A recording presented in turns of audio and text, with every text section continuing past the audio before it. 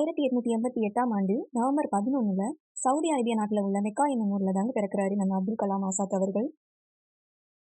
இவர் இந்திய தேசிய காங்கிரஸோட மூத்த தலைவராகவும் விளங்கியிருக்காரு. 1905ல வங்க பிரிவினை எதிர்க்கிறாரு. கிளாபத் இயக்கத்திலோட தலைவராக இருந்திருக்காரு. அப்போதுதான் காந்தியடிகளோட நெருக்கமா பழகுறாரு. கிளாபத் இயக்கத்தோட தோல்விக்கு பிறகு காங்கிரஸ்ல இணைகிறாரு.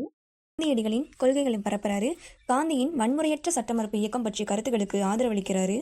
1919 ரவுலட் சட்டங்களுக்கு எதிர்ப்பு தெரிவிக்கும் வகையில் ஒத்துழையாமை இயக்கத்தை ஒழுங்கமைக்க பணியாற்றாரு. 1923 தனது 35வது வயதுல இந்திய தேசிய காங்கிரஸோட இளம் தலைவராக பொறுப்பேற்கிறாரு. ஆசாத் அவர்கள் 1931ல தராசனை சத்தியகிரகத்தின் அமைப்பாளர்கள் ஒருவராக திகழ்றாரு.